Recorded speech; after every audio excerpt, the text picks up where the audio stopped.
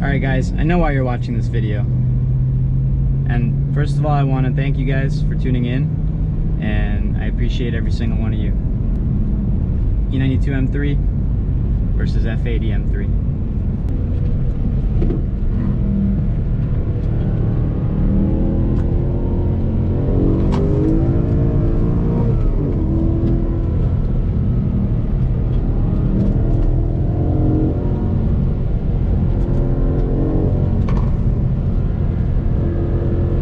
First things first, the big elephant in the room, reliability of the E92 M3. You hear all about the crank hub on the F80 and you hear about the rod bearings on the E92. Let's put it this way, both are around the same cost to fix. Both have the same level of severity to them if they occur. So let's take those out of the equation. Right, they both have their issues and they both cost the same. That's not what I want to focus on in this video, because I don't think you should be making your decisions on these specific cars with reliability in mind, because they're both bulletproof and stout chassis that have proven themselves in many different ways. So as we get into it and approach our favorite back road, let's talk about steering feel. All right, this was the game changer for me. This was the selling point, and this was one of the major components of the driving experience.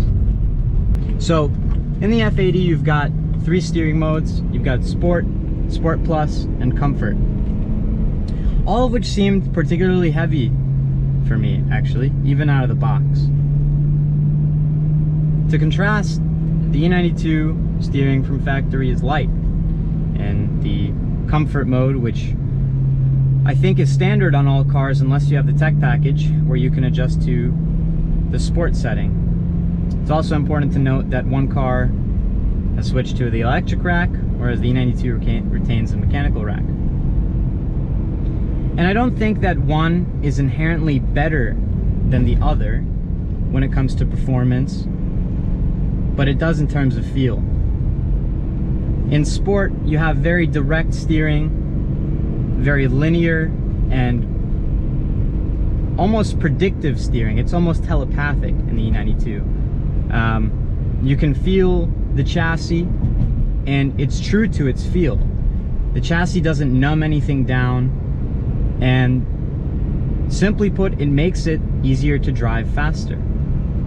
Now, with that being said, the F80 is even easier to drive faster, but the feedback that the chassis gives you, as well as the steering, isn't really linear in a sense, but still muted. And the feedback that you get from the tires and from the chassis is all dumbed down, but you can drive that car faster. And it's no question that the F80 is the better car. And I'm sure that's not what you expected to hear from a video that started like this, but the F80 is the ultimate car and is better than this car in every way, but on paper.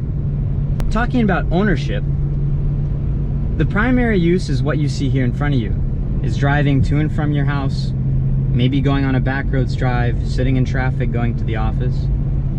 And the F80 will do wonderful at all of those things, and it'll do it better than this car, without question. Except, what is better? Will you enjoy it as much? I think the answer is no. I owned a 2015 M3 in DCT with the carbon ceramic brakes, non-competition, and I had a tune on it, I had springs, I had an aggressive alignment, and really that car masked a lot of mistakes in driving and allowed you to drive at a much higher level to an outside perspective on the back roads, on a track. And it's truly just too good. And when you look at the E92, you've got a car where the tech is still developing, it's still on its way. And that tech is making its way into this car, so it's not all extremely good. And that leads me to the main selling point, which is that you get a whole lot of feedback and visceral feel out of a car that was, I believe, designed by BMW without the office commuter in mind. Whereas the F80 is a car for the office commuter. I feel as though in the E92, you can use more of the car. The horsepower numbers are about the same as a non-comp F80. But the torque is where things get interesting. You have under 300 pound-feet of torque in the E92, and you've got a whole lot more than that in the F80. And really, when it comes to putting your foot down, the F80 will blow you away. It is a rocket ship. And if you want to go fast in a straight line, and you want to feel good about it, this car probably isn't for you. But if you want to go on a back road and use the entirety of the rev range, you want to use every bit of throttle and maximize the potential of the chassis, you can do that. This is a V8. This is a car that has a mammoth of a V8 in the front of the car and weighs just about as much. But I have no problems really diving the throttle in, braking, and throwing the car into a corner and enjoying my experience to the fullest. In the F80, if I felt like I did that, I would die. And why is that better? Because you get more pleasure out of driving the car, knowing that you're using all of it, just living right on the edge of the grip of the tires.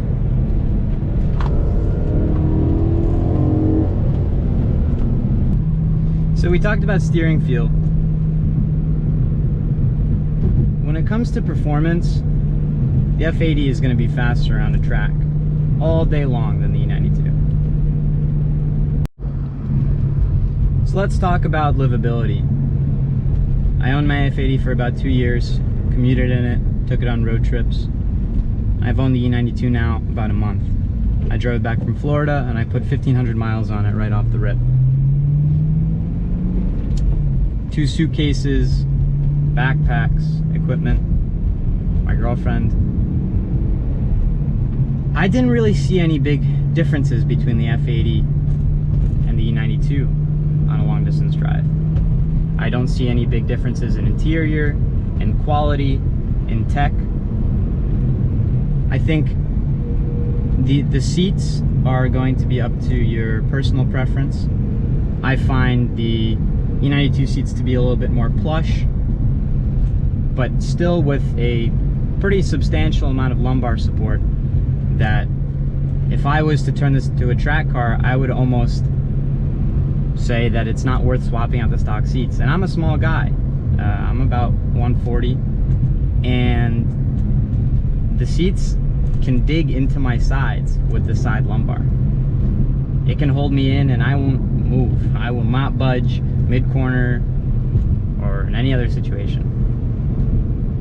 So when you think about these things and you're thinking about what makes a good office commuter or a good primary car, you think about things like gas mileage, right? You think about things like driving in traffic, AC, tech, basic creature comforts. And as far as I'm concerned, both of the cars are on the same playing field for those things, except for gas mileage.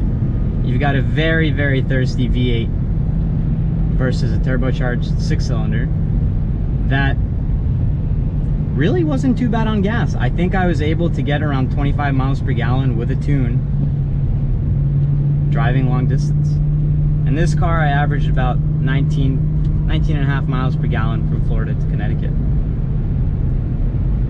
Presumably, if you can afford a $30,000 car, which is around what these things cost, I don't know if the difference in gas mileage is going to be too much of a concern for you. And if it is, then there's a selling point to the F80. For someone like me, which is probably someone like you guys, why the E92 over the F80? Say you've got $55,000, $60,000 burning a hole in your pocket, and you can make the choice comfortably between an F80 and this car. Well, it's going to come down to your use case. It's going to come down to really what you what you want to do. If you want to go fast in a straight line, both cars can do it, but the F80 will certainly do it better. If all you care about is having a luxurious, sporty daily driver that can take you and your family around, the F80 will do it better. But if you want all of that stuff and sacrifice a little bit on, I would say, ride quality at the maximum is really the big difference. I feel is that the E92 is a little bit stiffer, and obviously gas mileage. I can't imagine not picking this car. I really could not, because the F80 could not be described as visceral. It couldn't be described as a car that really sticks to the roots of what driving is all about. It's really just, it's a computer on wheels. And I feel as though the E92 isn't far off from it in terms of tech, isn't far off of it in terms of comfort, and has a raw experience to it that I haven't felt in a new car. And I feel like it was BMW's swan song of really going crazy with an engine that has an issue due to the extreme tight clearances of how it was built to maximize performance.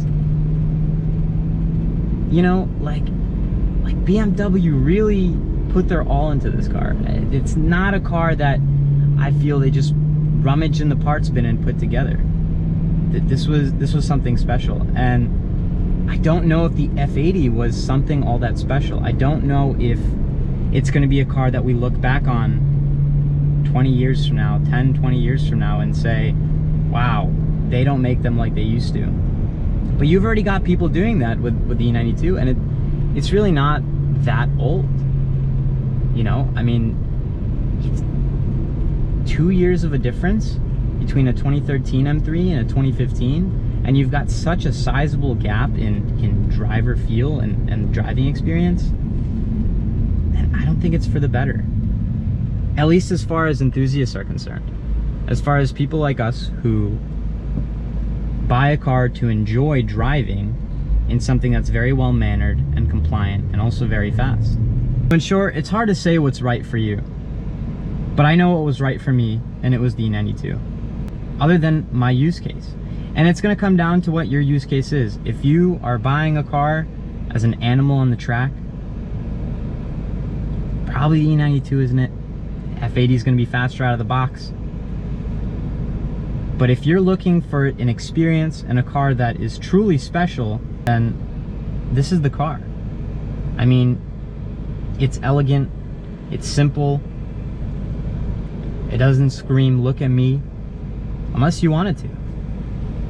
And I think there's a certain level of old school feel that's trapped in this car that simply went away with the F80. So I hope that this video helped you guys to get some insight on why a random guy on the internet prefers the E92 over the F80. And I hope that this insight was a little bit different than other things that you've heard. This is all my opinion, and I'm just making this video to share what I've learned and ultimately what I've gathered, and almost emphasizing the decision that I made, that I think you guys can come to those same conclusions. And maybe I'm saving you some time. Maybe I'm saying the things that tickle you in the right way, and you realize, hey, maybe I want the F80. Maybe I don't care about the driving experience, and maybe you just want to go fast, and that's totally cool.